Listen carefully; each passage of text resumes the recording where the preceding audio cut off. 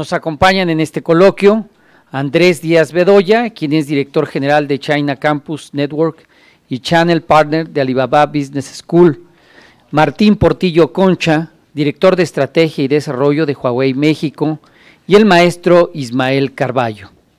Para hacer la presentación y moderación de este coloquio, dejamos en el uso de la palabra al maestro Ismael Carballo. Por favor, maestro Carballo.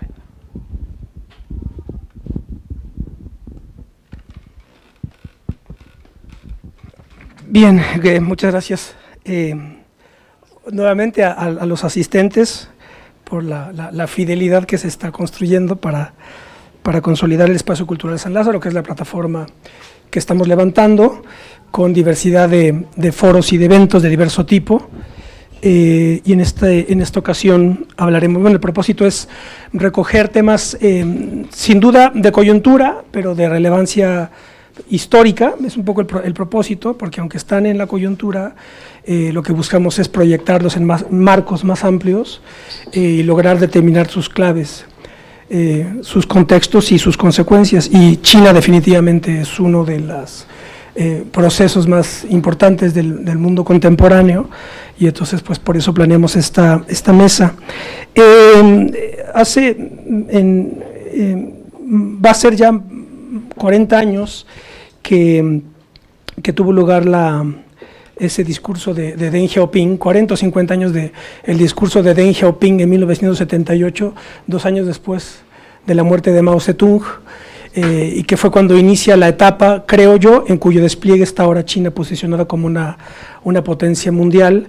Deng Xiaoping, secretario general del Partido Comunista Chino, pues planteó la necesidad de ejecutar una serie de reformas, las 4 reformas o las 4 modernizaciones de China, que estaban llamadas a generar esa apertura sui generis de China, muy distinta a la apertura de la Unión Soviética, ¿verdad? Creo que aquí hay 2 modelos de transición de un país comunista a una nueva realidad: el modelo soviético, que fue el de Gorbachev, apertura económica y apertura política, y los resultados están a la vista, y el modelo chino, que fue apertura económica, pero no apertura política, porque el Partido Comunista sigue gobernando China. Andrés es, como está dicho, un joven empresario vinculado a proyectos estratégicos con China. Ahora nos contará un poco de ello. Y nuestro otro invitado, Martín Portillo, como está dicho, director de Estrategia y Desarrollo de Huawei, que es una empresa también fundamental, un jugador estratégico fundamental del presente.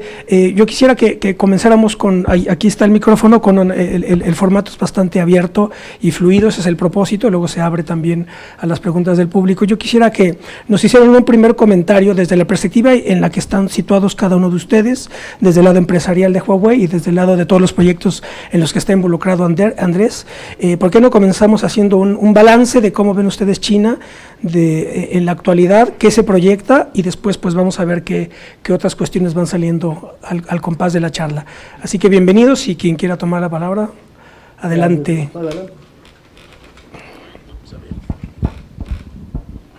Es hacia adelante, exacto. ¿Me escuchan? Sí, ok. Bueno, buenas tardes a todos. Mi nombre, me presento nuevamente, Martín Portillo. Soy director de Estrategia y Desarrollo en Huawei. Tengo prácticamente 8 años de trabajar en Huawei de México. Y quisiera empezar y como tú bien dices, hace casi 40 años que empezó la revolución económica en China. Prácticamente Huawei inicia un poquito después de eso, alrededor de 30 años. Somos una compañía que ha crecido casi en paralelo a cómo ha crecido la economía china en este momento. Quisiera empezar a dar un contexto muy general de lo que es la compañía para, digamos, conceptualizarlo. Huawei, yo diría que es uno de los brazos más sólidos en China de tecnología. Nosotros somos una compañía cuyo principal foco se basa en el desarrollo y la investigación de tecnología. Somos una compañía que empezó desarrollando tecnología y ahora estamos muy orientados a lo que se le llaman los TICs, que es tecnologías de información y comunicaciones. Huawei, a lo largo de este tiempo, y otra vez haciendo palanca de las estrategias económicas en China, Nosotros entendemos y la estadística nos está mostrando que una fuerte palanca de desarrollo de la economía, y tal y como lo es la China, pues es la infraestructura de tecnología. Entonces nosotros y el objetivo principal de Huawei, no solamente en China, sino también extrapolándolo a la economía mundial, es enriquecimiento de tecnologías de la información. Nosotros, y veo el título del panel aquí, es el posicionamiento global de China en el mundo. Nosotros por estadística vemos que la posición económica del país en el mundo, en el entorno global, tiene que ver directamente con su infraestructura y su desarrollo en tecnología. Entonces, nosotros hacemos mucho ese mapeo entre lo que es la posición de China a nivel mundial y la posición de China en la tecnología y cómo nosotros colaboramos desde China y con Huawei a trasladar ese tipo de tecnología a todas las economías. Yo creo que ese es un poquito el contexto. Estamos creciendo a la par de una China. Somos una empresa hoy, por los eventos recientes, creo que somos la compañía más conocida de telecomunicaciones en el mundo y sin duda la compañía número 1 en tecnología de TICs. Ese sería un poquito mi balance, cómo lo pongo yo en torno a lo que es Huawei y la economía china global. Gracias. Bueno, me presento, yo soy Andrés Díaz Bedoya, soy el director de China Campus Network. Es un consorcio de las 28 universidades líderes en China. Ahorita les cuento un poquito por qué se crea un consorcio de 28 universidades y por qué tiene un representante mexicano. Y también represento los programas de entrenamiento de talento de Grupo Alibaba. Si no conocen Grupo Alibaba, somos la empresa de retail electrónico más grande del mundo por ventas y la segunda más grande del mundo por valor después de Amazon. Pero aparte somos una empresa de cloud computing y una empresa de new retail y smart manufacturing y smart logistics. Y bueno, yo creo que con base en lo que tenemos que platicar hoy es importante explicarles de dónde viene un consorcio de 28 universidades chinas que tiene un representante mexicano. En el 2013, el presidente de China, Xi Jinping, lanza un proyecto que se llama La Franja y la Ruta, en el marco de una conferencia en Kazajistán. La Franja y la Ruta se refiere en inglés de Belt and Road Initiative. Es muy poco conocida aquí en México, no sé si alguno de ustedes la ha escuchado, pero es el proyecto de inversión en infraestructura global más ambicioso en la historia del mundo moderno. Solamente en el 2017 se presupuestó una inversión de alrededor de 1.1 billones de dólares para invertir en alrededor de 800 proyectos en más de 92 países. Y lo que es importante de esto es lo que aprendieron a partir del 2013. Se empieza a hacer este proyecto de inversión en infraestructura global. Si escucharon, por ejemplo, que China estaba construyendo puertos en Sri Lanka y carreteras en Mongolia y líneas de gas natural desde Kazajistán hasta Xi'an, pues todos son proyectos de la Franja y la Ruta. Se dan cuenta que hay un problema muy grande con este proyecto, que es la falta de conocimiento del mercado local en los países con los que quieren invertir y la falta o la imposibilidad de contratación de recursos humanos preparados que puedan liderar sus proyectos de cooperación bilateral. En ese sentido, crean un consorcio de universidades, las 28 universidades que estuvieran más preparadas y conectadas con la industria para entrenamiento de talento global. Mi tarea, yo soy el socio de América Latina, somos 12 socios alrededor del mundo, Mongolia, Laos, Camboya, Vietnam, Singapur, Indonesia, Rusia, Kazajistán, Uzbekistán, Marruecos, Emiratos y mi oficina. Y justamente lo que tengo que hacer es ubicar por regiones de América Latina cuáles son las industrias más estratégicas en cada región y a partir de esas industrias en dónde vemos oportunidad de cooperación bilateral con China y crear programas de entrenamiento de talento a través de becas en los que yo tomo jóvenes del país, en este caso México, me los llevo a China a estudiar toda la maestría, toda la licenciatura y diseño programas de reinserción de talento a la economía local para que regresen a México a liderar proyectos de cooperación bilateral en términos de atracción de inversión extranjera directa, promoción de comercio, transferencia de tecnología, atracción de turismo e intercambio cultural. Lo que puedo hacer llevándome un grupo de jóvenes a China y regresándolos a México es bastante limitado. Entonces, a través de la representación de Grupo Alibaba, tengo un objetivo para diseñar una estrategia de digitalización o transformación digital en México efectiva a través del entrenamiento de talento también. en el que me llevo profesores de universidades, los entreno allá y los profesores entonces regresan acá a empezar a diseñar estrategias de entrenamiento masivo de jóvenes que a su vez se convierten en entrenadores de zonas vulnerables de la sociedad para poder empezar procesos de digitalización. Eso es un poco lo que estamos haciendo y creo que es importante porque en el contexto de lo que estamos platicando nos da una muy buena idea de cuál es el plan de China y por qué cada vez los vemos más cerca. De hecho, corrígeme si me equivoco, el proyecto planteado por el presidente Xi es que concluya toda la construcción de la franja de este proyecto en 2049, que es el centenario de la fundación de la República Popular China, en 1949. Es más o menos el horizonte estratégico que tienen para lanzarlo, presentarlo en sociedad, digámoslo así, ¿verdad? ¿Es más o menos así? Sí, los chinos siempre se ponen números muy representativos. Por ejemplo, no sé, en Grupo Alibaba, Jack Ma siempre dice que quiere sobrevivir hasta el 2101 para poder para que la empresa sobreviva durante 3 siglos.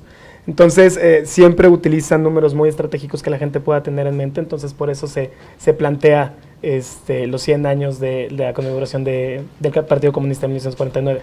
Claro, aquí la primera, es muy interesante por infinidad de razones y también habría que distinguir perspectivas para interpretar esto, porque cuando se analizan las cosas desde un punto de vista comercial, de inversión, ¿verdad? De relaciones económicas, suele hacerse desde una perspectiva, vamos a decirlo así, pues armónica, ¿verdad? Como de amistad, como, bueno, vamos a hacer acuerdos comerciales, vamos a atraer inversión, etcétera. Esa es una manera de verlo, la perspectiva de la economía y el comercio, el libre comercio, etcétera.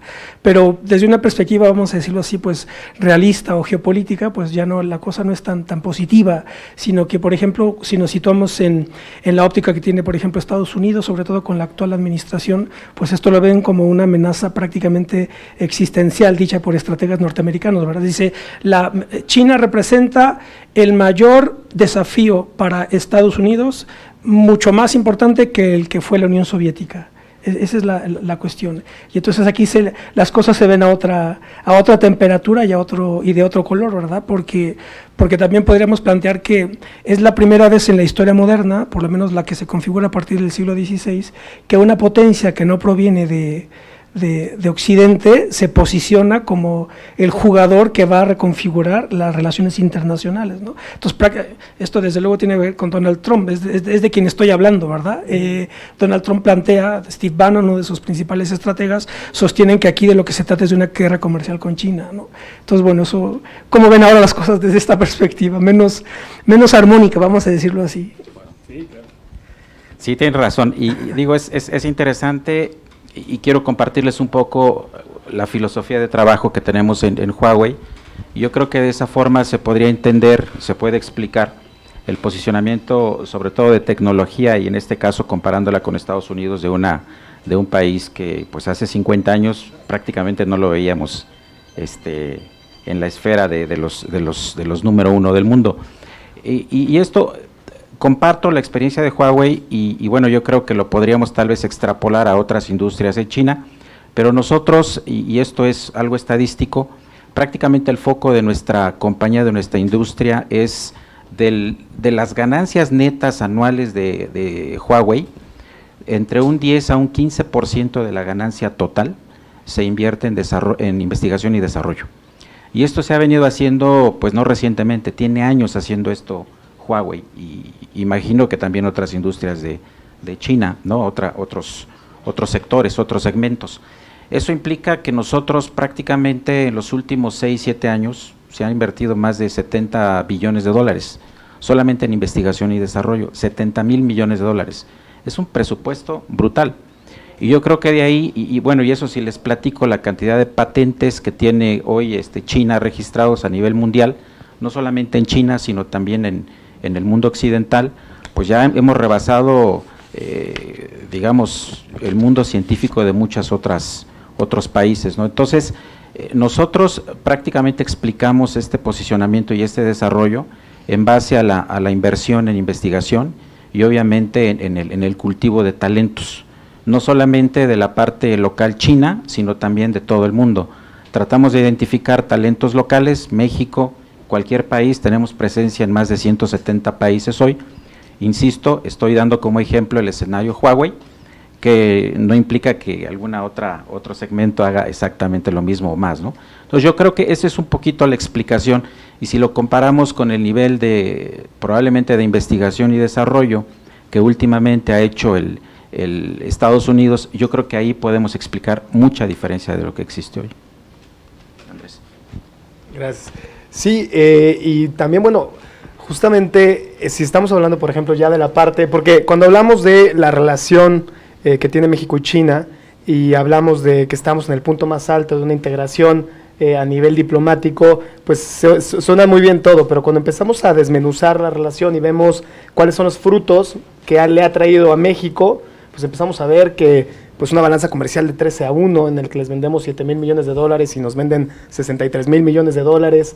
Empezamos a ver que pues realmente empresas con inversión china en México son pocas, de las cuales cuando hay, es bastante complicado para las empresas encontrar jóvenes que aquí puedan trabajar en papeles directivos dentro de las empresas, como las armadoras que están en Aguascalientes, Mint, este tipo de empresas. Y también practicamos, bueno, ¿en dónde están los productos mexicanos en China? Hemos abierto en los últimos años, ahora bueno, son 13 protocolos abiertos con la apertura del plátano hace un mes. Y pues la verdad es que es bastante penoso que caímos, por ejemplo, en la exportación del aguacate cuando abrieron Chile y Perú, la exportación de palta. Entonces, realmente cuando empezamos a desmenuzar la relación, todo por afuera se ve muy bonito, pero cuando empezamos a ver los resultados reales de la relación que tenemos hasta ahora, vemos muy pocos resultados y muy pocos frutos para México. Entonces, lo que yo veo a partir de Trump, que es totalmente el parteaguas, es tan siquiera una oportunidad. Yo regresé a México el año pasado, después de estar desde el 2010 en China, y justamente lo que vi fue eso. México estaba despertando a, oye, probablemente depender totalmente de Estados Unidos no sería la mejor opción. Hay que ver qué otras opciones hay con los países que han estado ofreciendo unos proyectos de cooperación. Y yo creo que entonces es un gran momento ahorita para justamente empezar a tener esta conversación y empezar a explorar las oportunidades que se tienen con China. De hecho, el gobierno chino invitó a México a ingresar al proyecto de la franja y la ruta y no aceptó, ¿correcto? Sí. En el marco ¿qué pasa ahí? ¿Cómo se analiza eso? En el marco de la Feria de Importaciones, el CIE en Shanghái en noviembre del año pasado, fue la primera feria de su tipo. ¿Qué país hace una feria de importaciones? Normalmente hacemos ferias de exportaciones para mostrarle al mundo lo que tenemos, pero China necesita saber qué tiene el mundo para sus casi 700 millones de personas que serán clase media muy pronto. Entonces hacen una feria de importaciones y en ese marco se invita oficialmente a México a formar parte de la franja y la ruta. México no aceptó la entrada, al principio tardamos mucho tiempo en contestar y después finalmente no se aceptó la entrada a la franja. ¿Esta invitación cuándo se hizo? En noviembre del año pasado. Y con mucha razón. La verdad es que mi recomendación también y la de muchos expertos en estas mesas de discusión en la Secretaría de Relaciones Exteriores fue justamente que México no estaba preparado para empezar a platicar de recepción de inversión en infraestructura por parte de China cuando no teníamos ni siquiera los primeros pasos en una relación real, comercial y de inversión con China. Entonces, yo creo que hay varios mensajes que se mandan, como la visita del canciller el lunes de la semana pasada a China. Es un mensaje que se manda en el sí, no entramos a la franja y la ruta en este momento, pero queremos empezar a trabajar. Hay varias cosas que se quedaron en la transición de gobiernos en México y ahorita tenemos que empezar a retomarlas. El Banco Mundial ofrece datos muy interesantes, precisamente computando estos cambios estratégicos de China a partir sí, digamos que todo empieza cuando Nixon y Mao se reúnen en el 72, que fue cuando China se empieza a abrir al mundo, y que de hecho recuerdo que una de los resultados de esa apertura fue que se tradujo un libro mexicano al chino, que fue Don Q de José López Portillo. Fue el primer libro, creo que fue el primero, no sé si el doctor Rico sepa, pero creo que fue de los primeros libros en español traducidos al chino, fue el libro de Don Q de José López Portillo. Pero el Banco Mundial señala que hay como tres grandes bloques de reformas estructurales, vamos a decirlo así, en China, del 78 al 90, fue lo que se llama reformas para buscar o construir un mercado Después del 90 al 2002, es decir, cuando cae la Unión Soviética, ahí empieza un segundo momento de aceleración, que es para allá la consolidación y la construcción de ese mercado, y de 2002 al presente es la expansión mercantil de China. Otro dato interesantísimo es que, y yo creo que aquí la alarma de Estados Unidos es que buena parte de los bonos de deuda norteamericana están en manos chinas. Entonces, digamos que el escenario de tensión militar y financiera es total, ¿no? ¿Qué se puede decir al respecto de esto? Bueno, yo creo que volvemos al mismo tema, tomando tu ejemplo de las 3 fases del desarrollo chino. En una de esas fases, lo que trató de hacer, creando estas zonas de economía, que eventualmente también tratamos de especiales de economía, que eventualmente también tratamos en México de hacerlo hace poco tiempo, no sé si siga o no siga, ya no, ¿verdad? Tratamos, se formó alguna franja económica y justamente es donde están las empresas de tecnología y de telecomunicaciones en el sur, muy cerca de Hong Kong, se llama Shenzhen, esta zona. Esto fue también una obra de las doctrinas de Deng Xiaoping, como tú lo mencionaste, a lo mejor 10 o 15 años después, y trataron, o lo hicieron muy bien, incluso lo rebasaron, de emular fórmulas de desarrollo del mundo occidental. Entonces, prácticamente todas las reglas de operación que tenían, en este caso de la industria de tecnología, que es un poquito como un tema Silicon Valley de California en China, se instauraron en esa zona y pues la verdad es que se mejoraron notablemente. Los que hemos tenido la oportunidad de visitar China es impresionante, es asombroso. Es un país, pues yo creo que más que de primer mundo. Es la infraestructura, las carreteras, las telecomunicaciones, es algo verdaderamente impresionante lo que se ha hecho. Obviamente hay zonas donde no se ve el mismo desarrollo, como en todos los países, pero particularmente en estas zonas, y con la emulación de esquemas de desarrollo occidentales bien adoptados y mejorados por los asiáticos, por los chinos en este caso, yo creo que es el parteaguas de esto, ¿no? Y hay muchos ejemplos que podríamos a lo mejor tomar, incluso en México, ¿no? Por alguna razón no lo podemos hacer, pero yo creo que hay cientos de ejemplos que podemos tener en todos los rubros, ¿no? No solo en tecnología o en industria o en educación, ¿no? Creo que también la apertura de la parte china, liderado hoy por el presidente Xi Jinping, pues está abierta totalmente y hay ofertas día tras día en infraestructura y de terrenos, ¿no? Entonces se puede hacer, yo creo. Sí, es bien interesante cuando platica de Shenzhen, porque es justamente un ejemplo de lo que han logrado.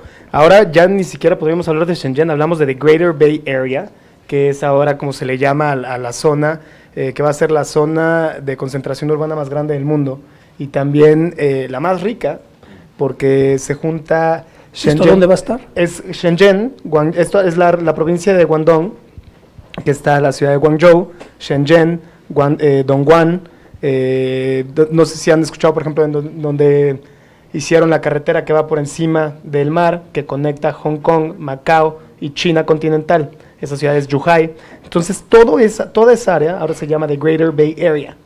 Y, por ejemplo, hace un mes tuvimos a la gente de Hong Kong Invest, aquí en México, llevándose fintequeros mexicanos por doquier, porque pues mientras aquí en México regulamos con una ley fintech una industria que todavía ni siquiera nace, en Singapur, en Hong Kong están listos para traerlos con un año de oficinas gratis, con ingenieros, porque están invirtiendo, conocen y entienden el valor de la inversión en el conocimiento, en el talento, en el emprendimiento, y ellos han logrado a través de la no intervención dejar que sus mercados de tecnología crezcan antes de cortarle las alas.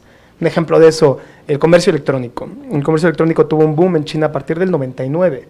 La ley de comercio electrónico en China salió en el 2018.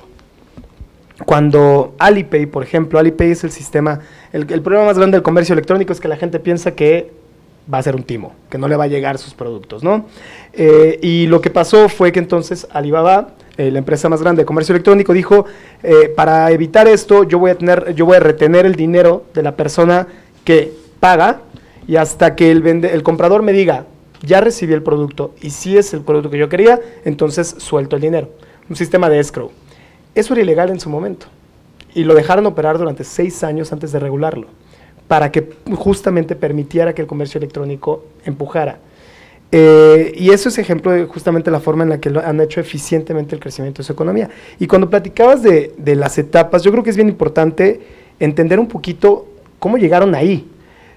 Incluso irnos desde 1949 o incluso desde 1912, pero es importante entender que cuando comparamos de repente o intentamos hacer procesos de transferencia de conocimiento en México y lo intentamos comparar con países del norte de Europa, pues la gente dice, es que no podemos compararnos con Finlandia o con Noruega, porque pues son países que tienen poca gente y es fácil generar estos proyectos, pero pues China era un país que estaba mucho más complicado, topográficamente más complicado, tienen 57 etnias diferentes, que hablan idiomas diferentes, que pronuncian los caracteres diferentes, y aún así pasaron en los 50 por el gran paso adelante en el que se murieron más de 45 millones de personas de hambre.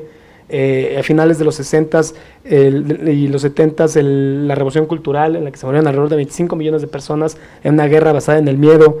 Y cuando llegan al 71, que generalmente yo pienso mucho en el 71, que fue cuando entraron finalmente a la ONU, yo creo que ahí es cuando empieza a cambiar todo.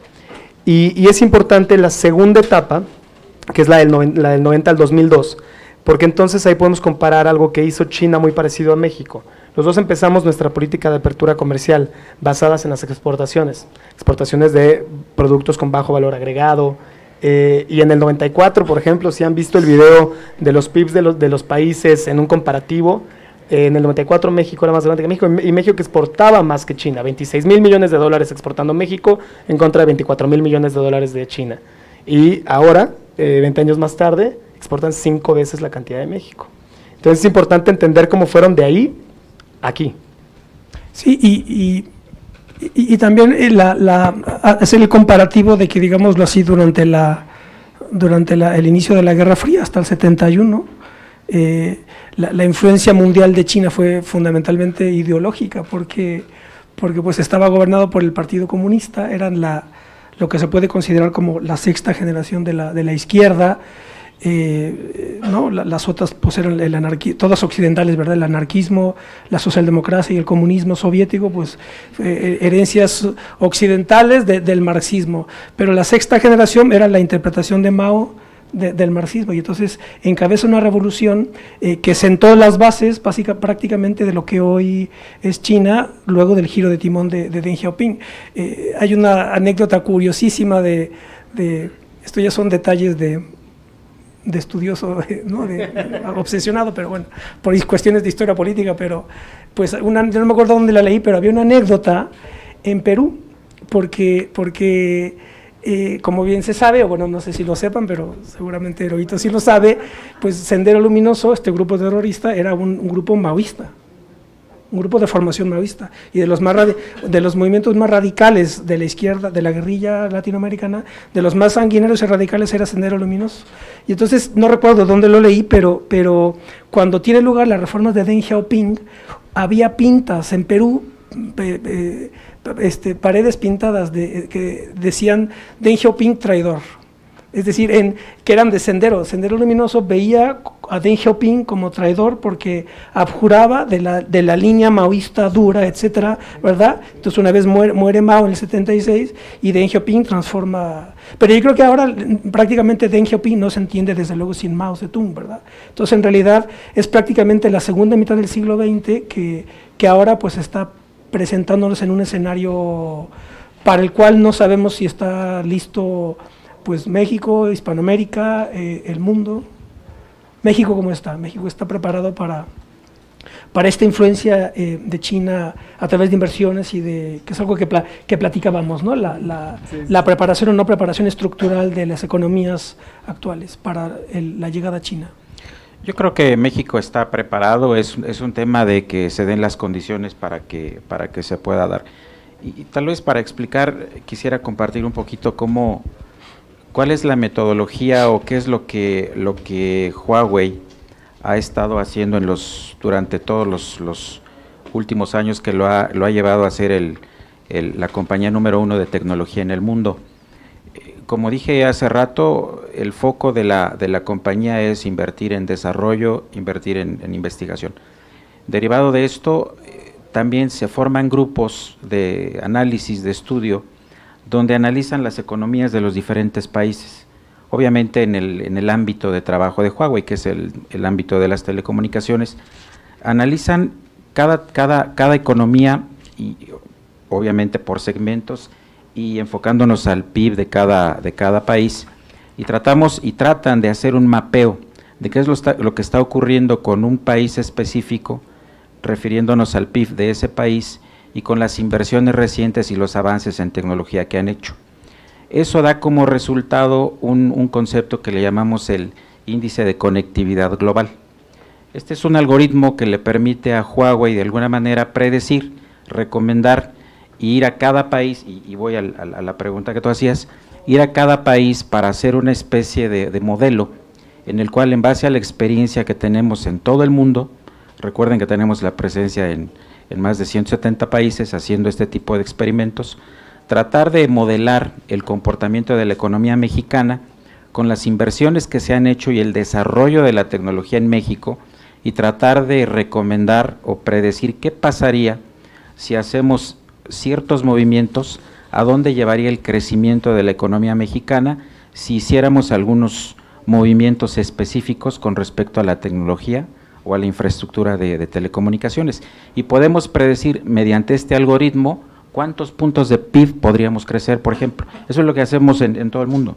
Decimos, bueno, ¿y está preparado cada país? Bueno, cada país tiene diferente preparación, diferente apertura, pero lo que sí podemos es de alguna manera customizar o adecuar este modelo para que si es Estados Unidos, si es Alemania, si es Brasil o si es México, bueno, México está en esta etapa, lo ponemos en un ranking de este índice y generamos algunas recomendaciones para poder acelerar o llegar a una meta que ya se tenga preestablecida. Entonces, hay la apertura, sí, hay los medios, sí, es un tema simplemente de ejecución. Sí, justamente ejecución. Coincido contigo. En mi tema, que es por ejemplo el entrenamiento de talento y educación, sí debo de confesarte que cuando a mí me pidieron liderar este proyecto de las 28 universidades en América Latina, me pidieron irme a Colombia. Ellos querían que la oficina de América Latina se abriera en Colombia y decían que era el país que estaba más listo para empezar procesos de entrenamiento de talento. ¿Cómo está articulado ese consorcio de 28 universidades? ¿Es una instancia gubernamental o es una federación? El proyecto, todo está bajo la Franja y la Ruta. La Franja y la Ruta es el proyecto y el objetivo. A través de la Franja y la Ruta se crea el Fondo La Franja y la Ruta para creación de talento global. Bajo el Fondo La Franja y la Ruta para creación de talento global se forma este consorcio que recibe diferentes formas de apoyos para poder generar los programas de entrenamiento de talento. Okay. Aquí la cosa es que se necesita también compromiso e interés por parte del país que está siendo entrenado. Por ejemplo, después de un año trabajando aquí en México con este proyecto, porque bueno, los convencí al final de que lo hiciéramos en México, y el primer país en el que empezamos a hacer proyectos fue México, y este año convertimos a México en el país que recibió la mayor cantidad de recursos que China haya jamás destinado en términos de entrenamiento de talento. En septiembre de este año nos vamos a llevar 230 jóvenes becados al 100% a China. Para estudiar con fondos chinos, Internet de las Cosas, comercio electrónico, Big Data, ingeniería mecánica, automatización y manufactura, robótica, turismo, que son estas industrias que pensamos que eran estratégicas para el crecimiento de cada uno de los estados. Y por ejemplo, te cuento que teníamos de hecho 280 becas asignadas para México y no pudimos colocar 45. Simplemente no llegaron los estudiantes. No hubo interés, exactamente. Entonces por eso platicábamos no solamente de la oportunidad que ofrece este consorcio y el entrenamiento de talento, sino si el país está listo o no para recibirlo. Porque para el resto de mis socios es muy sencillo. Tú llegas a Malasia a decirle a la gente, oigan, es importante empezar a hacer entrenamiento de talento para diseñar estrategias de cooperación bilateral con China, y Malasia te dice, ¿en dónde firmo? ¿Cuándo empezamos? Rusia, lo mismo, Kazajistán, Uzbekistán, Indonesia, Malasia, Camboya, Vietnam, Laos, perfecto. Pero en México Es complicado, uno, explicar por qué es importante hacer entrenamiento de talento.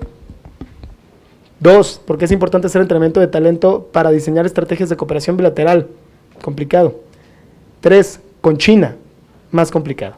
Si yo trajera 280 becas ahorita para estudiar Internet de las Cosas en Estados Unidos, tendría filas de estudiantes que quisieran irse.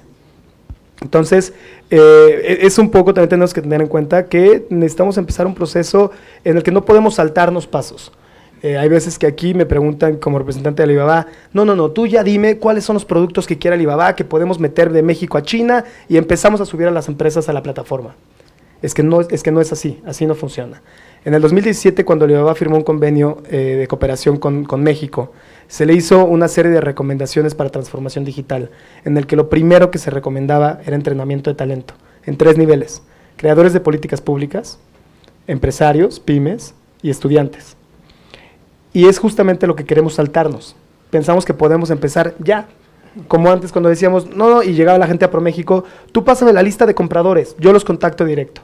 ¿Y qué pasaba? Les pasaban la lista de compradores, los contactaban, les vendían la primera vez, la segunda no tenían capacidad de producción y se acababa la venta. Entonces ese es el problema. Yo creo que tenemos que entender que no nos podemos alocar y tenemos que hacer las cosas bien y por pasos. Y siento que el primer paso es el entrenamiento de talento definitivamente. Ahorita China no conoce a México y México no conoce a China. Entonces, si estamos platicando de empezar un proceso de integración real con contenido, entonces tenemos que empezar a saber de qué estamos hablando. Este tipo de iniciativas es justamente lo que tenemos que empezar a hacer. Ahora que mencionas el rubro del turismo, ¿qué pasa con el turismo chino? Que desde luego que supongo, ¿verdad?, que es totalmente distinto al turismo occidental, vamos a decirlo así. Sí. ¿Qué pasa con México en ese rubro y con el turismo chino en general? Gracias. El turismo, bueno, es un tema que a mí me apasiona muchísimo. Como sabrán, la semana pasada salió la noticia que cayeron los números del turismo chino en México, lo cual la verdad es que es penosísimo, porque no sé si sepan cómo están los números actuales. Y yo siempre tomo el ejemplo de 2017, que es el último año del que tenemos datos, según la Organización Mundial del Turismo. China es el país que más gasta en turismo, 260,000 millones de dólares. Estados Unidos gasta alrededor de la mitad, 135,000 millones de dólares, y es el segundo lugar. Ahora, cuando platico de este número, yo creo que este número es bastante difícil de poner en perspectiva. Y la gente luego me dice, bueno, pues claro, ¿no? Los chinos son como 1.404 billones de chinos, que cada quien gaste 20 centavos, ahí están tus 260,000 millones de dólares. Pues lo importante es cuántos pasaportes había registrados en el 2017. ¿Cuántos chinos con pasaporte gastaron 260,000 millones de dólares? ¿Y cuántos americanos con pasaporte gastaron 135,000 millones de dólares? Y la realidad es que fueron 120 millones de pasaportes chinos quienes gastaron 260,000 millones de dólares. Y 130 millones de pasaportes americanos quienes gastaron 135,000 millones de dólares. Entonces, esto ya nos pone un poquito más en perspectiva. 120 millones de pasaportes solamente, gastando 260,000 millones de dólares, convirtiéndose en el país con más gasto en el mundo, y en ese entonces México era el 6º país mayor receptor de turismo en el mundo. Por personas, porque éramos el 15 por divisas, pero vamos a hablar del número de por personas. ¿Cuál es el porcentaje de turismo que recibe México, el 6º país mayor atractor de turismo en el mundo, del primer país emisor de gasto por turismo en el mundo? Hablaremos de un 10, 5, 2, 1, 0.06%. México recibió el 0.06% de los 260,000 millones de dólares que gastó China en turismo en el 2017. Y ahora menos. Entonces, y lo que he escuchado mucho es que los chinos no quieren venir a México. Yo creo que sí tenemos que entender muy bien cuál es la oferta que tenemos hacia China. Y cuando decimos, por ejemplo, Tailandia es el número 10 en receptor de personas, de cantidad de gente, pero el número 5 en divisas por turismo. Y eso es directamente consecuencia de su atracción de turismo chino. Y Tailandia ofreció algo muy parecido a Cancún o a Los Cabos, a los chinos. No. ¿No? Al chino no le gusta la playa, y no les gusta el mar, no les gusta perder todo el tiempo tirados en la arena. ¿Qué quieren hacer? Ellos quieren tener actividades desde las 7 de la mañana hasta las 10 de la noche, yendo a 5 lugares diferentes, pudiendo tomar fotos en cada uno de los lugares, y también que sean amigables para ellos, que tengan traducidos los menús en su idioma. Bueno, entonces Tailandia les ofrece Chiang Mai y Bangkok, que les ofrece naturaleza, les ofrece templos, les ofrece compras, compras, compras y compras, que es lo que quieren los chinos. Entonces, cuando en México diseñamos un plan para traer 100 turoperadores chinos a que conocieran la oferta turística de México, ¿a dónde los llevamos? A playa. A todas las playas. ¿Y qué pasó? Pues se regresaron a China diciendo, yo no puedo ofrecer esto. Porque para eso, pues la gente se va a su propia isla tropical que tienen, que es Hainan, o a Tailandia o a Malasia. Entonces sí, el chino no va a venir a México para venir a la playa, para eso se queda en el sureste asiático. Pero sí va a venir a México para venir a Guanajuato. Y si va a ir a Cancún, se va a ir a meter, porque le va a encantar Xcaret y le va a encantar Xochimilco y este tipo de actividades. Se va a ir a ver las ballenas y se va a ir a las dunas. Esas son las actividades que sí quiere ver. Entonces solamente tenemos que enfocar qué tipo es el turismo que le estamos ofreciendo. En el marco de la feria de turismo en Acapulco hace 2 años, se lanzó el video de Querido China, tu amigo México. Es un video excepcional. Está increíble producido, la persona que lo escribió, excelente, conocía a China a la perfección, lo narra un mexicano hablando chino, excelente. Y yo cuando veo ese video y cuando lo muestro en mis conferencias en China, lo único que puedo pensar es qué miedo. Qué miedo que piensen que estamos así de preparados y vengan. Porque van a llegar a un aeropuerto que lo primero que se van a dar cuenta es que no aceptamos UnionPay. Los chinos no tienen ni Mastercard, ni Visa, ni American Express, tienen UnionPay. Aquí no aceptamos UnionPay. Cualquier aeropuerto del mundo van a ver ustedes ya el signo de UnionPay. Y después de Alipay y de WeChat Pay. Tampoco, no tenemos pagos móviles. Los chinos ya no tienen cartera. Entonces se van a encontrar que no pueden ni comprar un agua. Si acaso, porque son inteligentes, les dijeron que trajeran una tarjeta de débito, van a intentar sacar dinero. Pero sus tarjetas ya no tienen banda magnética. Y en México la mayoría de los cajeros no aceptan tarjetas sin banda magnética. Entonces no van a poder sacar dinero tampoco. Traían dólares y pudieron cambiar, van a salir del aeropuerto. Se van a dar cuenta que no hay nada traducido en chino. Van a llegar a un aeropuerto que no tiene menú en chino, que no tiene agua caliente en el cuarto, que no estaba listo para recibirlos. Entonces es un mensaje bien diferente al mensaje que manda ese video. Porque ese video dice que estamos listos, pero la realidad es que no lo estamos. Y México, la Ciudad de México es el primer punto en el que tocan los visitantes chinos del país y la Ciudad de México no está lista. ¿Y cómo se posiciona México con relación a América Latina en la órbita de intereses de China? Tanto comercialmente como turísticamente, sí. Turismo, yo creo que...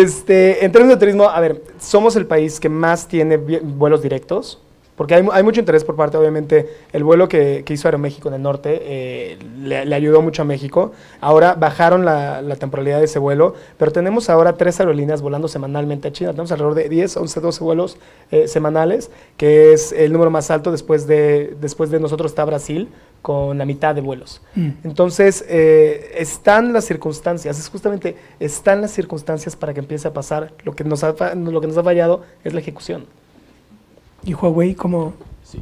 Fuera del rubro del turismo, nosotros en el ámbito de la tecnología y de la industria, yo creo que podría pensar que 3 los países que más relevancia para China, para el tema de inversión y presencia, que es México, afortunadamente uno de ellos, Brasil, obviamente es el otro fuerte, y era hasta hace algunos años Venezuela. Venezuela hoy en día pues ya está un poquito cerrado para todo el intercambio comercial, ¿no? Pero en el caso de México hay muchísimas oportunidades en la industria. Tenemos una industria que le falta muchísima evolución, tanto en el aspecto de infraestructura como en el de servicios, y ahí es donde nosotros creemos que ciertamente en México podríamos, desde el punto de vista de inversión china, apoyar a la economía mexicana y a los demás países. Es un mercado virgen para ellos en este caso, en el aspecto de infraestructura. Y políticamente, ¿cómo ven el futuro interno de China? ¿Que va a seguir el esquema como está en la actualidad? Seguramente que sí, ¿verdad?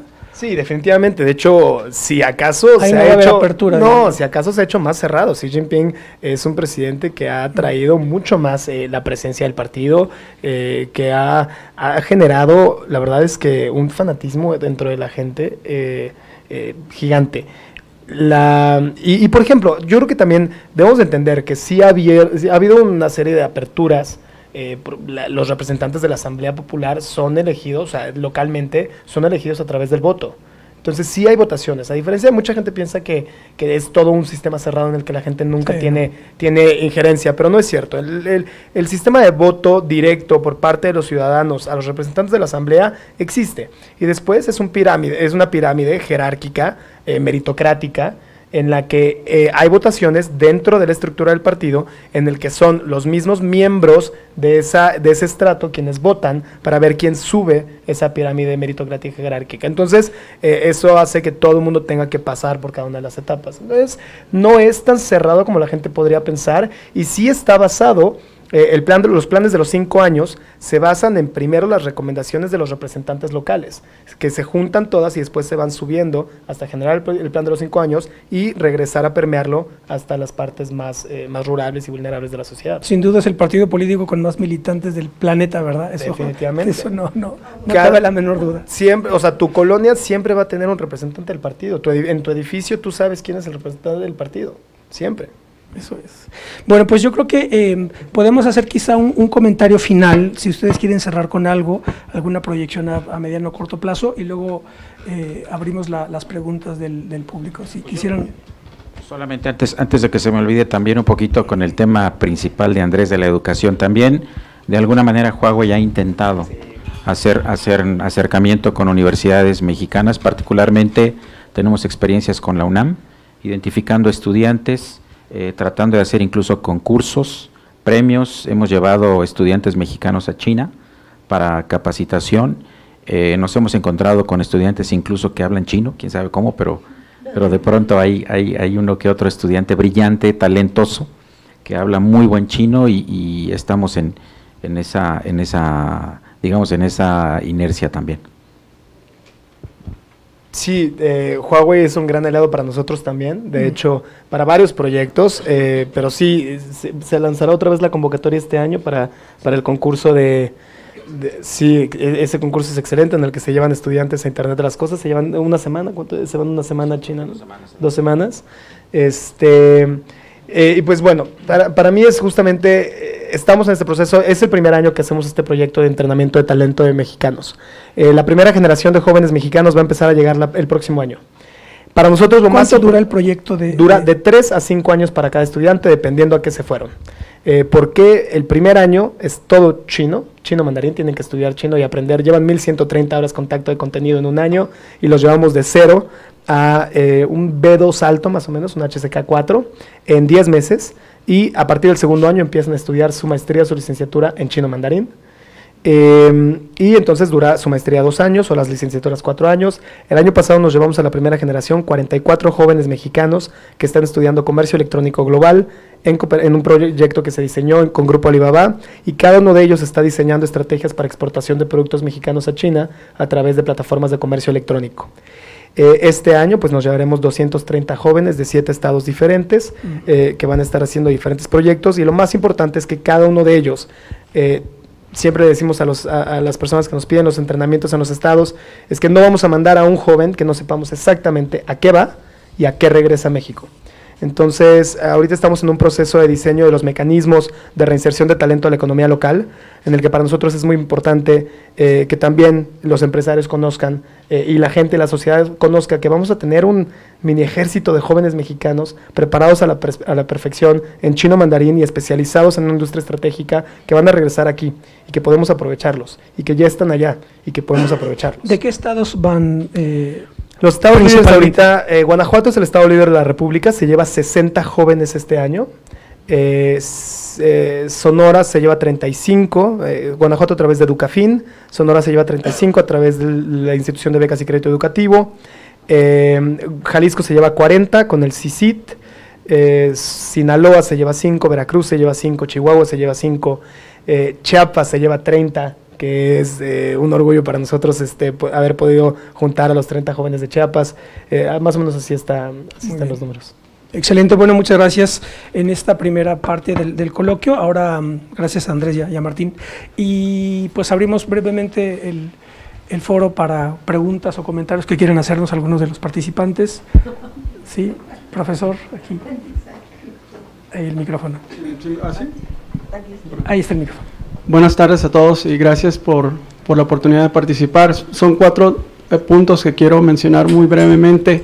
El del turismo, yo digo, de las cosas que se mencionaron es la que más nos conviene a los mexicanos. Lo único que sí, como se comentó, necesitamos tener la infraestructura para hacer cobros.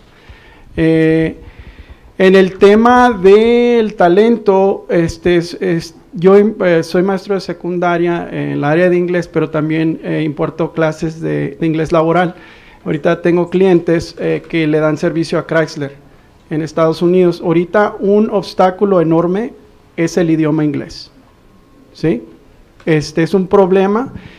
Yo digo, y aquí pues es el abogado del diablo, ¿no? Que no va a ser sustentable, no, quizás no pueda ser sustentable por la cuestión del idioma. Quizás ese interés, esa falta de interés, como dices, no, pues muchos se van a Estados Unidos. Si ofreciera la misma cantidad de becas, pues tuvieras más personas que se van para allá, para acá. Parte de esto tiene que ver con la lógica. Tenemos 26 caracteres en el idioma español que compartimos con el idioma inglés, cuyos no compartimos ninguno, ni un sonido con el chino. Entonces ahí va a estar muy difícil. Ahora, también parte de tener una relación comercial implica la confianza, y esencial para la confianza es el diálogo, ¿sí? Dijeron que ni China no conoce a México ni viceversa, ambos no se hablan. Entonces para poder establecer una relación de confianza, pues va a estar cañón. Como dicen Bulvar, va a estar en chino. Gracias. Ahora, el tema de Huawei. Y también hay otras cuestiones de China que se oyen muy seductoras, ¿no? Que tiene cosas muy admirables, China. También me gusta que redujo la cantidad de la contaminación. Tienen proyectos fantásticos. Por ahí estaba escuchando de un puente de cristal que hicieron y bueno. Entonces, la cuestión aquí, yo pues soy más de la mentalidad americana. Yo viví en Estados Unidos y el americano piensa siempre en el ROI, Return on Investment, el retorno de tu inversión, ¿sí? Entonces yo supongo que China no son hermanos de la caridad, están invirtiendo con una intención de, a ver, ¿qué viene para acá? ¿Sí? Entonces ahorita los chinos todavía no están aquí y ya están aquí. Me explico. Yo soy de Sonora, curiosamente, y vivo en Tlaquepaque, ahorita ando de vacaciones. Hace poco vine acá a Teotihuacán y tenía antojo de una pirámide. Y ahí andaba pues fastidiando a mi pareja que quiere una pirámide de Cholula o de aquí a Teotihuacán. Y llego y con la sorpresa de que las pirámides que venden ahí son chinas. ¿Sí? Entonces, muchos ya estamos familiarizados con el término disrupción económica, y eso es lo que hacen los chinos, ¿sí? Cada vez que va uno a Walmart y escucha que cuando pasan la mercancía, pip, pip, cada uno de esos sonidos va al bolsillo de los comercios chinos. Ve las etiquetas, ¿sí? O sea, y parte por la polémica de Estados Unidos es porque China pues ha sido, pues sale el teléfono inteligente y pues ya sacan el Huawei, y sacan esto y pues ya sacan lo otro, ¿no? Entonces la cuestión aquí ahorita ya estamos viviendo una disrupción económica por los productos chinos. Nos vamos de Guatemala a Guatepeor, estamos en Guatemala con Estados Unidos, y cuáles son las consecuencias imprevistas con una relación comercial con China. También ya por último, la cuestión de las empresas transnacionales que existen en México, que son Bimbo y el Grupo Carso, yo en mi opinión son muy pocas. Entonces para que haya realmente como un trueque que diga, bueno, pues nos va a convenir a nosotros, o sea, ya viendo pues de forma concreta, o sea, de qué nos va a beneficiar a nosotros, pues hay que hablar chino y hacer todo eso, ¿no? Y pues va a estar difícil esa parte. Entonces, a corto plazo yo digo que nos pongamos las pilas, y la cuestión del turismo nos va a dar un mejor retorno de inversión si hacemos las adaptaciones sugeridas por el joven de talento comentó. Gracias por permitirme participar. ¿Quieren hacer un comentario?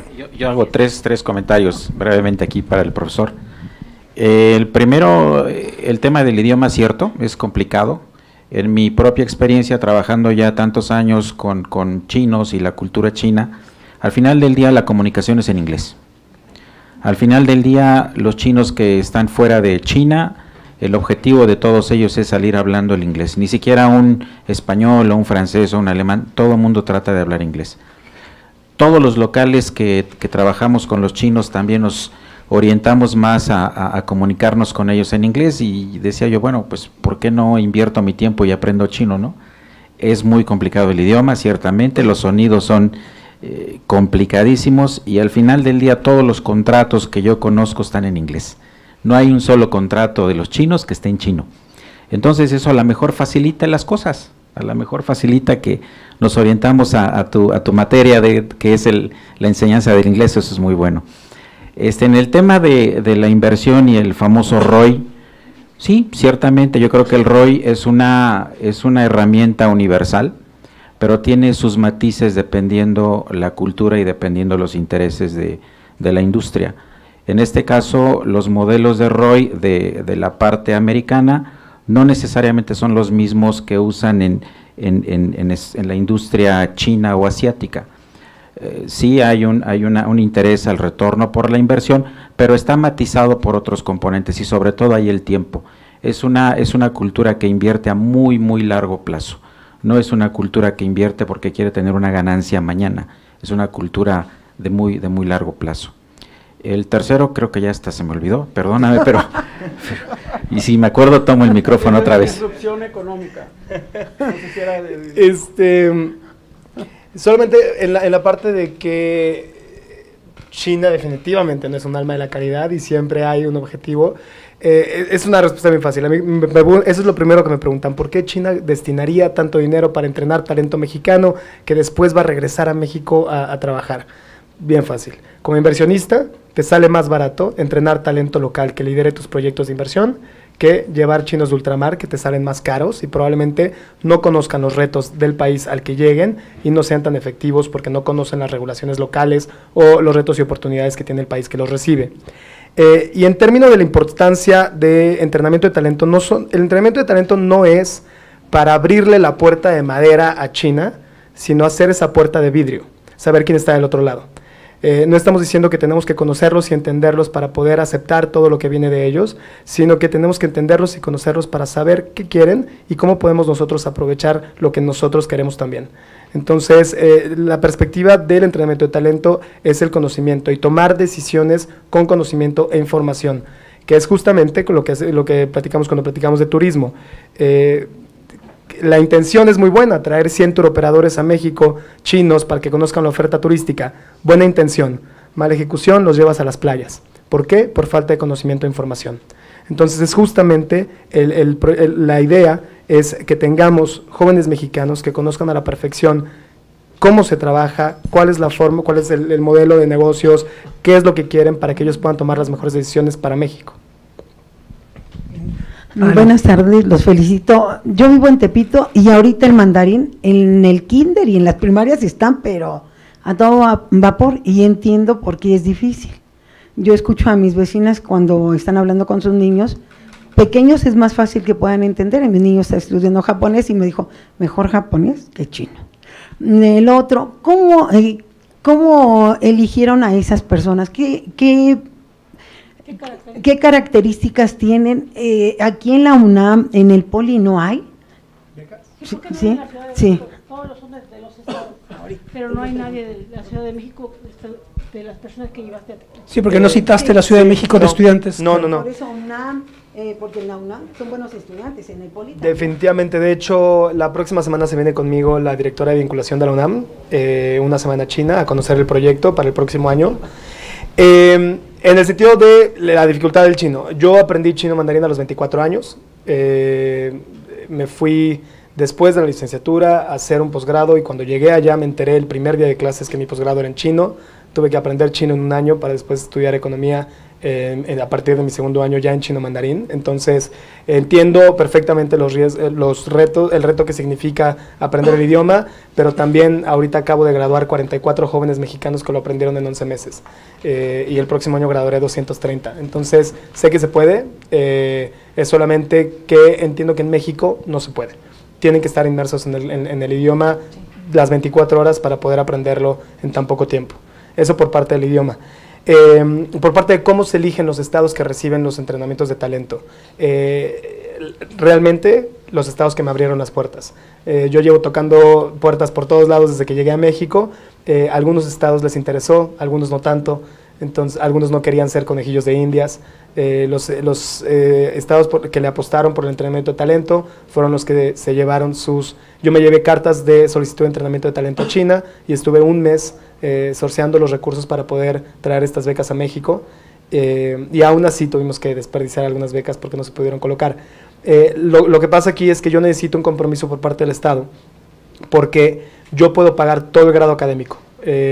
Hospedaje, colegiatura, seguro médico e incluso manutención mensual durante los 2 a 4 años del programa, del grado académico. Pero este año de preparación en idioma yo no lo puedo becar. Entonces, este año es un proyecto que se genera entre las 28 universidades para entrenar a los jóvenes que no tienen el nivel y en México, en la mayoría de los países, son los países que reciben el entrenamiento quienes becan ese primer año. Entonces, Guanajuato becó a 60 jóvenes para irse en ese primer año. Generalmente por cada peso que pone México, China pone 4. Entonces, si Guanajuato pone el programa de fundamentos de 60 jóvenes, yo les doy 60 becas completas. Lo mismo Sonora con 35, lo mismo Jalisco con 40, perdón. Y con Chiapas fue un caso bien padre porque pues ellos no tenían ni la institución lista con el dinero para poder destinarlo a este proyecto, pero tenían mucho interés. Entonces hicimos la convocatoria, les dimos los recursos y hicimos procesos de emparejamiento de jóvenes con patrocinadores. Tuvimos reuniones con los empresarios más grandes del estado y fueron ellos quienes apoyaron a los jóvenes en su primer año para, a cambio, ser ellos, que regresaran a trabajar con ellos terminando su proyecto. Entonces tenemos sistemas de patrocinadores en los estados que no tienen los recursos para apoyar a los jóvenes. Es el mismo sistema que queremos hacer en el resto de los estados que no tienen los recursos para poder becar a los jóvenes en su primer año. Gracias. Usted dijo que en 2017 éramos el 6º lugar en turismo, ¿no? Y ahora ha bajado. ¿Será porque desapareció el instituto que promovía el turismo en México? Sí, pues acaba de desaparecer. Sí, acaba de desaparecer. Todavía no están los números del último año de la Organización Mundial del Turismo.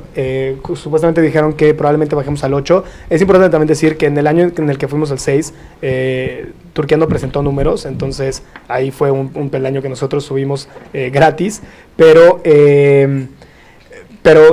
ahorita va a ser un reto que vamos a tener para el próximo año, definitivamente. Mañana se anuncia la Comisión de Promoción Turística en la Secretaría de Relaciones Exteriores, liderada por el doctor Ignacio Cabrera. Entonces, esperemos saber cuál es el proyecto que se tiene desde la Secretaría de Relaciones Exteriores para que sean los consulados y embajadas quienes se encarguen del trabajo que antes tenía el Consejo de Promoción Turística. Buenas tardes. Yo también soy docente y mi pregunta va en el siguiente sentido. Y como lo mencionaba la compañera, mucha gente que está viniendo de China y se está asentando principalmente en el centro histórico, pues están teniendo requerimientos educativos. Yo lo platico con algunos compañeros porque luego nos dicen, bueno, nos llegan a nosotros muchos alumnos que son de origen chino y pues a veces no sabemos ni cómo hacerle para que nos entiendan, ¿no? Entonces se está volviendo cada vez una necesidad. Y mi pregunta es, no sé si ustedes tengan algún dato sobre proyecciones de cuántos chinos están llegando hacia México y cuántos mexicanos se están yendo hacia China, porque ya es algo que antes se veía muy lejano, pero ya está convirtiéndose en una realidad en donde pues ya también, por ejemplo, estos maestros, pues ya ven la necesidad de pues empezar a aprender chino, porque pues, cada vez la demanda de educación de este tipo de jóvenes de origen oriental, pues es mayor, ¿no? Entonces, en ese sentido mi pregunta. No tengo el dato de cuántos mexicanos están yendo a China y cuántos chinos están viniendo a México, pero lo que sí les puedo decir es que va a ser un juego de acción y reacción. Podemos ver, por ejemplo, lo que pasó en Aguascalientes y en el municipio de León, en Guanajuato, con la recepción de inversión japonesa, en el que empezaron a llegar los niños de Japón y se empezaron a crear instituciones para poder atenderlos. Entonces, definitivamente va a ser algo que va a crecer. La cantidad de empresas chinas que van a llegar a México no se va a reducir.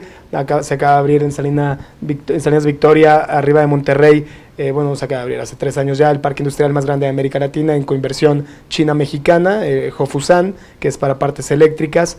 Entonces estamos viendo cada vez más interés. En Tabasco me decían que están recibiendo cartas de intención de inversión de empresas que en su vida habían escuchado y en industrias que ellos específicamente no son líderes. Entonces sé que Nuevo León está recibiendo cartas de interés de inversión cada semana, lo mismo con Guanajuato, con Jalisco. Entonces van a empezar a llegar definitivamente más oportunidades y va a empezar a generarse este tipo de necesidades. Y ya me acordé nada más de la parte de que nos encontrábamos con productos chinos por todos lados. Sí, es bien importante cuando la gente me dice, es que si nos abriéramos a China, entonces eso quiere decir que se acabó la producción, la industria mexicana, porque los chinos van a llegar con todas sus baratijas. Sí, al parecer en León pasó algo así, Sí. Algo con la industria del calzado fue desplazada por la industria del calzado tuvieron que protegerla muchísimo. Protegerla, claro. Pues tuvieron que tradicional de León, de hecho. Solamente entraban los zapatos de alto valor y la gente, subvaluaba las cargas para poder meterlos. Entonces, fue un tema. Pero ahorita, en este momento, es importante destacar que la hora de manufactura es más barata en México que en China. Entonces, cuando China estuvo en este proceso de convertirse en la fábrica del mundo, que fue un proceso que lo hicieron consciente, también tenían un proyecto para pasar de ser la fábrica del mundo, un país de manufactura, a un país de servicios financieros, y después a un país de innovación y desarrollo, y ya llegaron a esa tercera etapa. Entonces, la parte de enfoque en manufactura de bajo valor agregado, nos lo están regresando a nosotros. Eso no quiere decir que sea algo bueno para México, quiere decir que en el tiempo en el que China pasó estas 3 etapas, en México nos quedamos en la etapa de manufactura. Otro comentario, perdón. No, perdón, disculpe, nomás, como yo soy de la frontera, me tocó ver la cuestión de, la cuestión del turismo se redujo. Ahorita éramos consumidores de muchos productos de acá, de artesanales del sur, de Tonalá y de Oaxaca, etcétera. A partir de del tiempo de Felipe Calderón contra la guerra del narcotraficante, todas las tiendas que teníamos en las fronteras, que les llamamos curios, fueron cerradas. Entonces eso ya, pues el turismo sí nos pegó fuerte, era un área que sí, afectó en aquel entonces, hablando de la reducción del turismo. En cuanto a las fábricas chinas, ahí como a unas...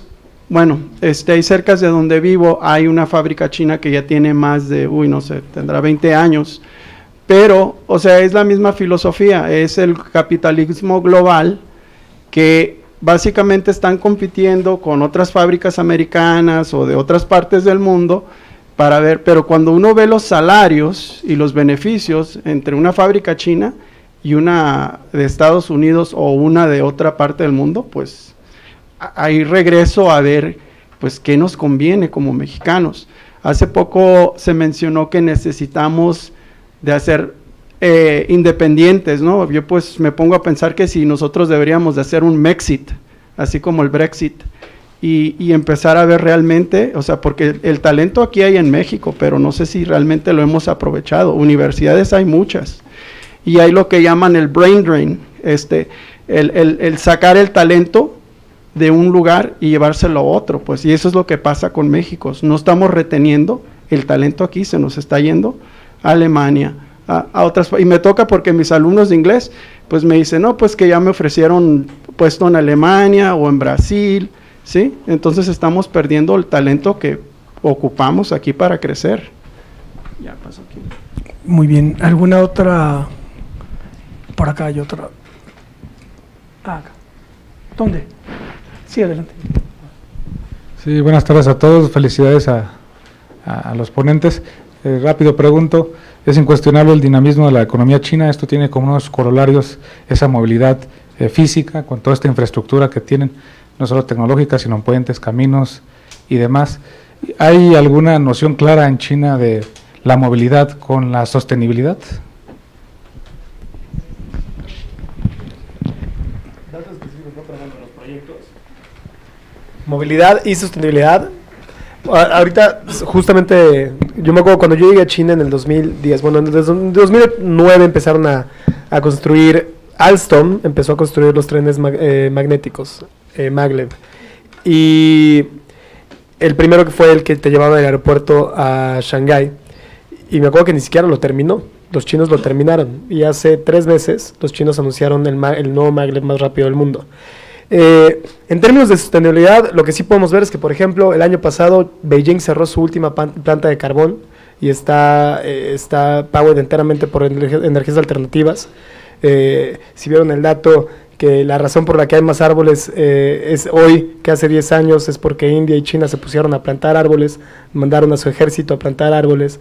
Han creado 32 zonas demostrativas de biotecnología y biotecnología alimentaria para justamente investigar o buscar las mejores formas y más eficientes para la producción de alimentos sin dañar la ecología. Entonces, en algunos puntos sí entiendo que, y eso era algo que decían hace unos 5 o 6 años, que era injusto que cuando el resto del mundo se desarrolló, ellos no estaban en su proceso de desarrollo, entonces el resto del mundo contaminó cuanto quiso. Y que ahora que ellos están en su proceso de desarrollo queremos limitarlos. Pero lo que he visto en los últimos años, en los últimos 3, 4 años, es ya esfuerzos muy específicos para sustentabilidad. Buenas tardes, mi nombre es Rafael Reyes Cepeda, soy alumno de la licenciatura de Relaciones Internacionales por parte de la FES Aragón. Preparo un pequeño coloquio y mi análisis respecto a lo que han dicho es: China está, por decirlo así, entrenando a alumnos mexicanos para que se adoctrinen con todo este proceso de economía china, de política china, de cultura china, entre otras variantes. Me causa así como que un poco de, más que temor, encauzarlo hacia lo mismo que hizo Estados Unidos ya hace unas décadas. ¿Cómo? Con los Chicago Boys. Estos Chicago Boys eran alumnos becados por parte de Estados Unidos a países como Chile, Argentina, Uruguay, Brasil, en la década de los 60s a principios de los 70s. El resultado, como todos lo sabemos, ha sido totalmente un fracaso, porque en Chile se creó lo que es el tabique. Es el libro del tabique que logró desestabilizar el gobierno de Salvador Allende y se crea este golpe de estado y llega Pinochet al poder. Asimismo pasa en Argentina, pasa en Brasil, existen dictaduras en Sudamérica y esto sirvió para que Estados Unidos pudiera extraer los recursos de los países suramericanos y en menor medida con México pasó esto. Yo veo a Estados Unidos como un país muy peligroso, pero lleno de oportunidades para México. Pero a China, por su nivel de población, por su capacidad económica que está demostrando, lo veo como un hiperproblema ya para México. En cuestión de seguridad, ¿cómo nos garantizaría China que el hecho de que esté educando y adoctrinando a estos alumnos o estos compañeros, porque yo soy estudiante, no va a provocar a largo plazo desestabilización financiera, política, económica y social en todos estos países latinoamericanos? Muchas gracias. Mira, en base a mi experiencia viendo mexicanos que están siendo educados y, digamos, preparados en aspectos muy específicos como puede ser tecnología, economía, alguna materia, mi experiencia es que en realidad el objetivo es tratar de hacer el traslado de la tecnología hacia este grupo de jóvenes talentosos, para que estos jóvenes logren aprovechar y desarrollar esa tecnología o ese ramo de la industria que les están adoctrinando, como tú dices, localmente en México o en el país que estemos hablando. Realmente no tengo la sensación de que haya una adoctrinación como tal, sino más bien una especie de capacitación sobre materias muy específicas que pueden ir desde la parte económica con procesos económicos que han sido exitosos en aquellas latitudes y pasando por la medicina y hasta la tecnología.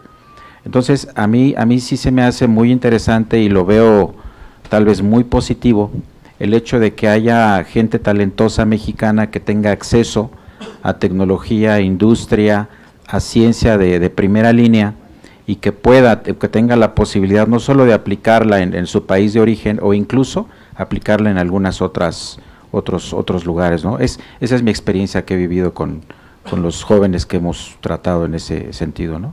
No sé si tú tengas algún comentario.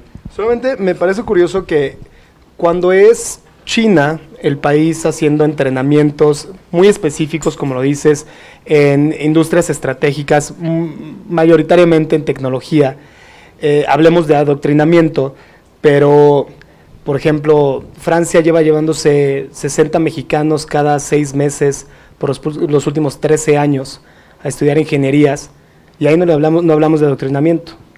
Yo creo que es porque China es un país que en su base es comunista, que saltamos a conclusiones de las intenciones que pudieran tener. Como te comento, son jóvenes que tienen, por ejemplo, los de maestría de 26 a 35 años, que crecieron y aprendieron todo lo que saben aquí en México, que conocen cuáles son los retos y oportunidades de su país, y que van a especializarse en una industria tan estratégica o específica como Big Data, o como Internet de las Cosas, o como comercio electrónico, para después regresar a liderar proyectos de transferencia de tecnología y conocimiento, y liderar proyectos de cooperación bilateral desde la perspectiva de México. La diferencia, por ejemplo, sería como cuando la mayoría de los países vienen a ofrecernos becas a México, pero vienen a ofrecernos becas con las industrias que a ellos les interesan. Yo a los 18 años me fui a Francia becado por el gobierno de Francia y el objetivo era que me quedara allá. Entonces, pero me interesa mucho saber por qué cuando son países europeos los que ofrecen estos programas de entrenamiento de talento no nos da miedo de que nos vayan a adoctrinar, pero cuando es China sí, cuando son procesos bien específicos de entrenamiento de talento para transferencia de tecnología. Bueno, referente a ello, tal vez ya el miedo no se vea tan enfocado porque dentro del mundo existen áreas de influencia y dentro de estas áreas de influencia tenemos muy en claro que por mucho que otro país extranjero quiera incidir en México, va a estar de por medio Estados Unidos. Nosotros tenemos un área de influencia por parte de Estados Unidos y tal vez ello hace a que digamos, bueno, más vale por conocido que bueno por conocer. Y Francia o estos países europeos pues ya son más que conocidos, ya pasaron por su momento de hegemonía, de crisis y bueno, en ese momento todavía por un mínimo rango Estados Unidos mantiene esa hegemonía.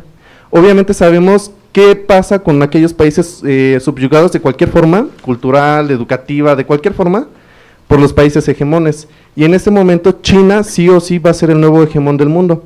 He ahí por ello que digo, no se puede comparar no miedo, pero sí este escepticismo que existe por parte de China hacia un país europeo o incluso ya hacia Estados Unidos, que yo diría pues es controversial el tema. En el sentido de ver un poco qué ha pasado ya, yo creo que entonces, bueno, si yo veo por ejemplo lo que ha pasado en África, a partir de los procesos de adoctrinamiento, para creación de sistemas e instituciones extractivas de recursos dentro de los países africanos que recibieron programas de entrenamiento de talento por parte de Europa y Estados Unidos, y lo comparo con lo que se ha hecho en los últimos 12 años por parte de China a Zimbabue, pues me sigo quedando con China, porque definitivamente han hecho procesos, o sea, no solamente se han creado instituciones que aprovechan los recursos del país en el que llegan a instalarse, pero han hecho procesos, y eso sería interesante que lo investigaras para tu coloquio, justamente los procesos que han hecho de entrenamiento de artes y cultura y educación, que no es específicamente el adoctrinamiento chino, pero dentro de las culturas en los países africanos en los que han llegado en los últimos 10 años.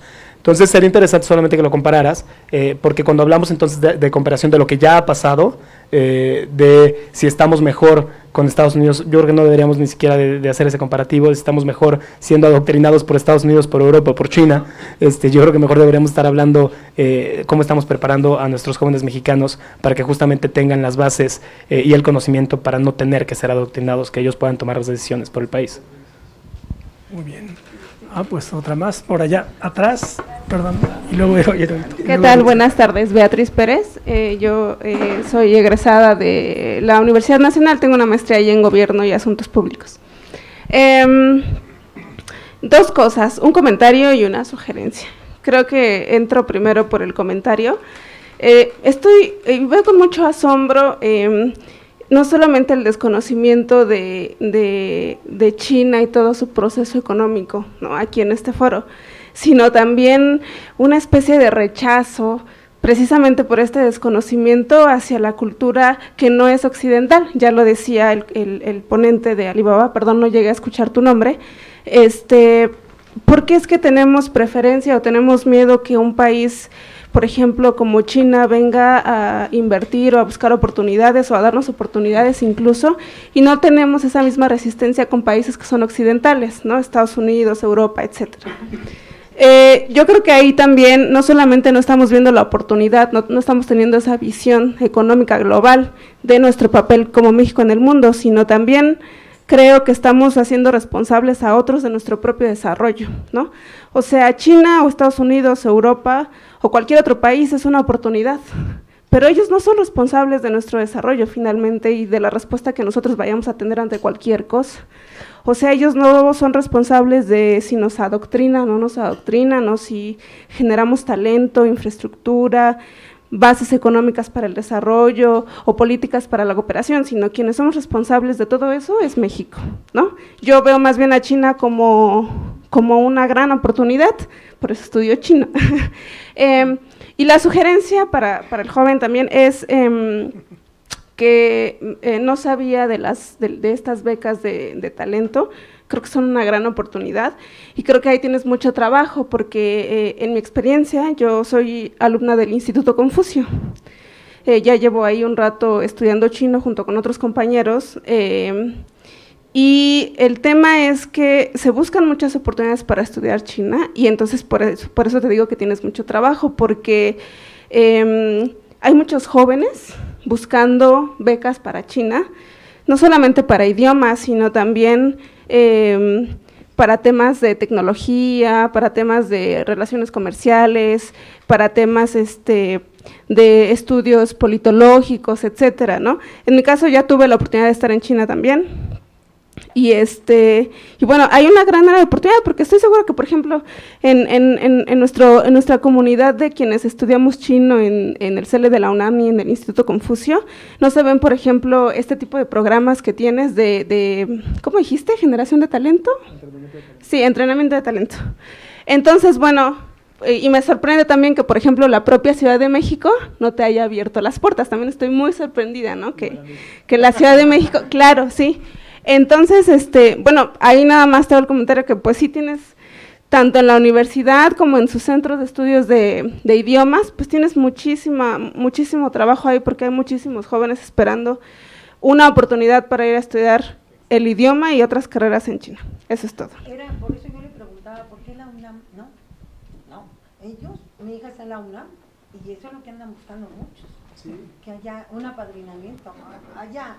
Para mí es ese apadrinamiento y está muy bien. Sí, Heroito. Sí, muchas gracias. Mi nombre es Heroito Reategui. Gracias, maestro Carballo, por concederme este momento. En verdad, yo soy peruano por nacimiento, pero tengo viviendo 36 años en este bendito país. Y me siento muy satisfecho porque yo elegí vivir aquí. Lo respeto, lo quiero este país y a lo mejor un poquito más que al mío porque aquí tengo raíces y todo.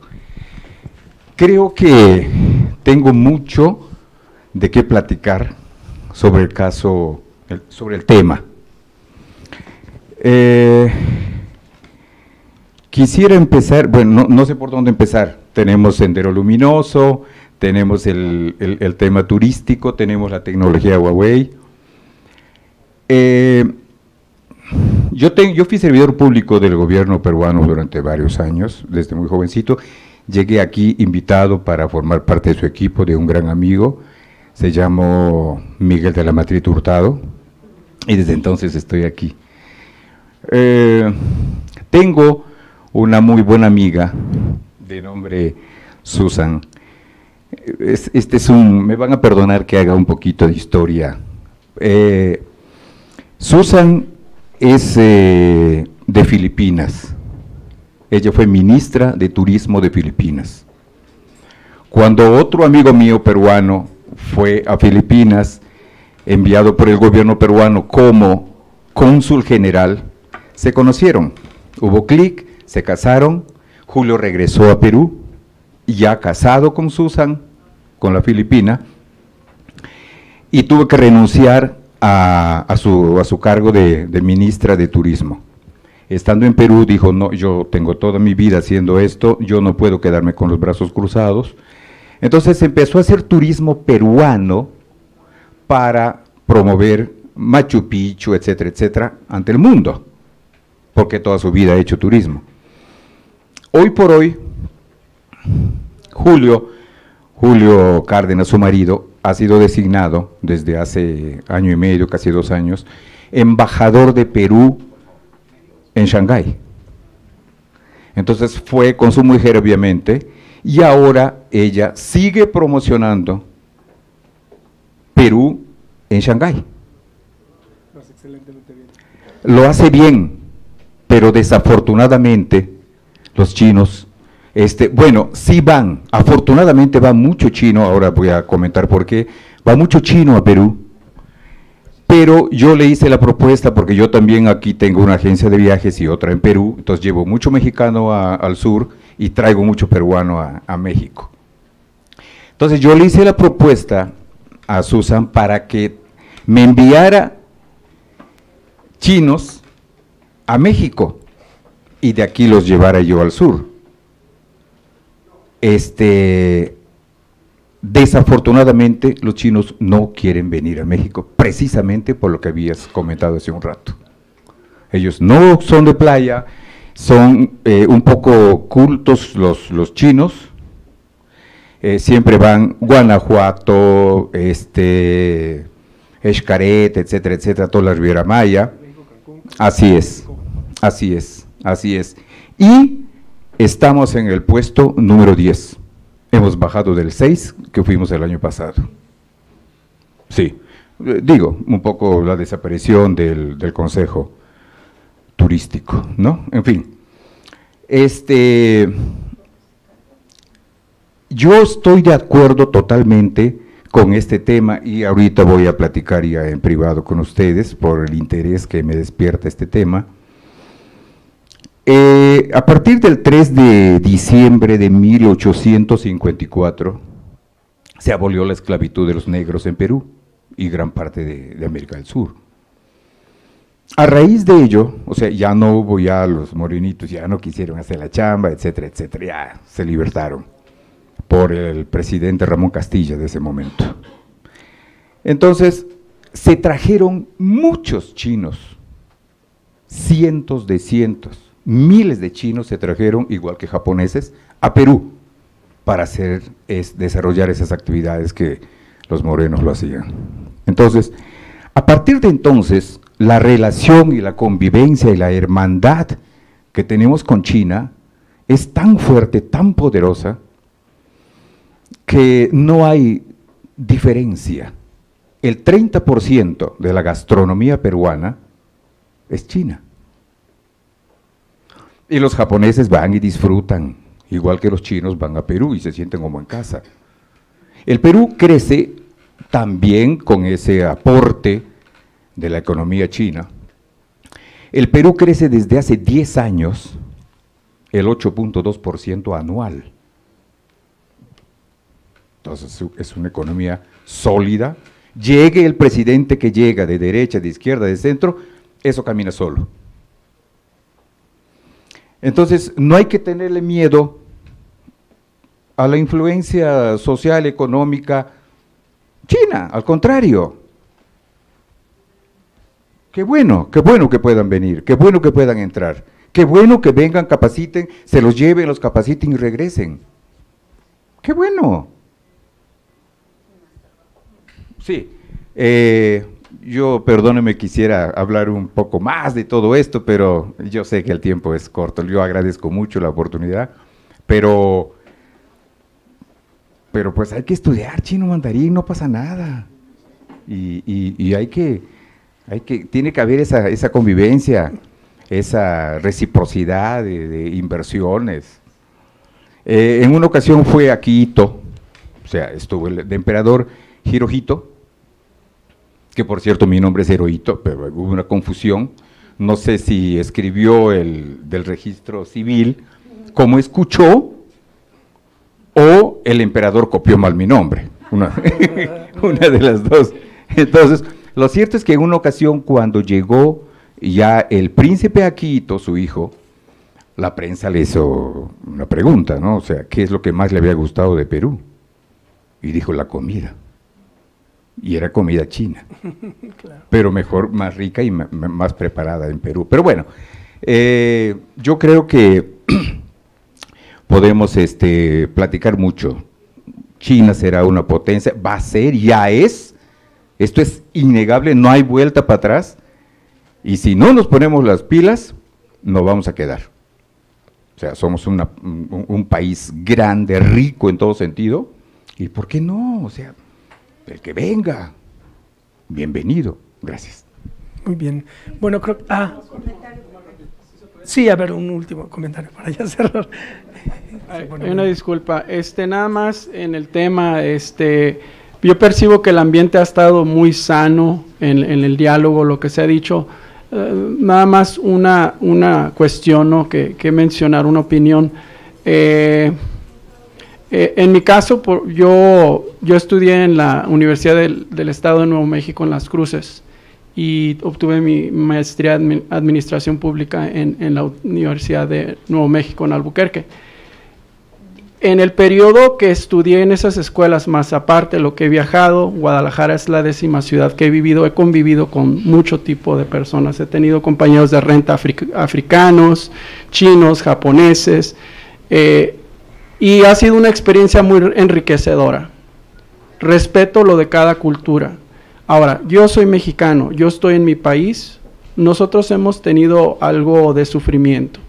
Sí, yo sé que mi voz cuenta solo por un voto, pero en este sentido mi preocupación como ciudadano no es no es una xenofobia, no es un rechazo contra otras culturas. Es más bien la preocupación por mi país, es en lugar de que estemos hablando del Huawei chino, ¿por qué no el Huawei mexicano? ¿Por qué no estamos hablando de manufactura de coches aquí en México? Ya lo dijo el presidente, queremos dejar esta codependencia con Estados Unidos después de las amenazas de los aranceles. No tiene sentido, el refrán lo dice todo, nada cambia si nada cambia. ¿Sí? Nada cambia si nada cambia. Si todavía somos codependientes en Estados Unidos, China, o el que nos pongan enfrente y México no se pone las pilas, pues vamos a estar, jodidos. Y vamos a estar a la merced de las fábricas, ¿sí? De la pobreza que ha generado. Muy bien. ¿Sí? Gracias. Muchas gracias. Bueno, pues muchísimas gracias a Martín Portillo Concha y a Andrés Díaz Bedoya por su tiempo, por habernos compartido su experiencia y sus conocimientos, y gracias otra vez a todos ustedes porque pues siempre logramos que el coloquio se amplíe bastante luego de la primera parte de las intervenciones. Gracias por la invitación, nada más gracias a todos, muchas gracias. Excelente, pues muchas gracias a todos y... Gracias.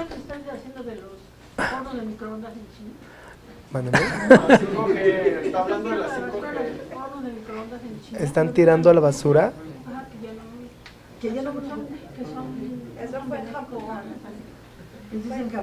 Bueno, yo creo que cerramos el coloquio. Gracias a todos y nos vemos la próxima. Adiós.